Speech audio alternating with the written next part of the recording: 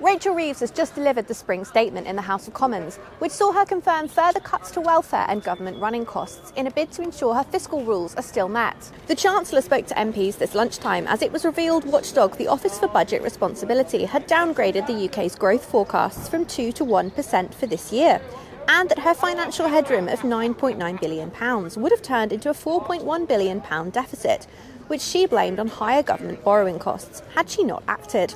But Reeves said her headroom was now restored in full and in accordance with her own fiscal rules after she was forced to find billions in additional savings. She opted to further reduce welfare spending in a final adjustment, following an initial round of cuts announced by Work and Pensions Secretary Liz Kendall last week, which will see the health-related universal credit allowance cut by 50% and then frozen.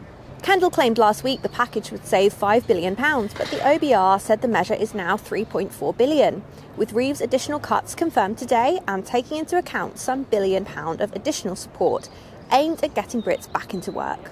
Reeves argued the OBR has upgraded its longer-term forecasts, which they said were boosted by Labour's planning reforms, which are now expected to permanently increase UK GDP by around £6.8 billion. She said that is the biggest positive growth impact that the OBR have ever reflected in their forecast for a policy with no fiscal cost. However, despite the Chancellor also announcing increased defence funding and more investment in long-term infrastructure projects, the measures on welfare could be risky and are already proving unpopular among Labour MPs on the left of the party. Responding to the welfare cuts, Shadow Chancellor Mel Stride said the Chancellor's decisions were the worst of all worlds, with savings inadequate and costs still spiralling, with her changes likely to harm many vulnerable people, he added. Lib Dem MP Steve Darling called the welfare changes ill-conceived and said severe cuts to the benefits system will hit some of the most vulnerable in our society.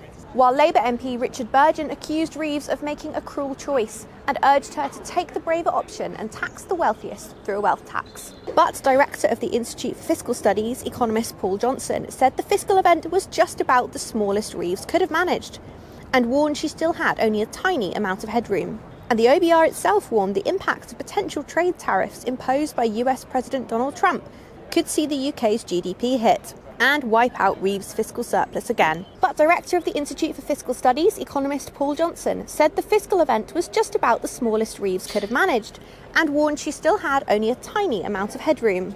And the OBR itself warned that the impact of potential trade tariffs imposed by US President Donald Trump could see the UK's GDP hit and wipe out Reeves' fiscal surplus again.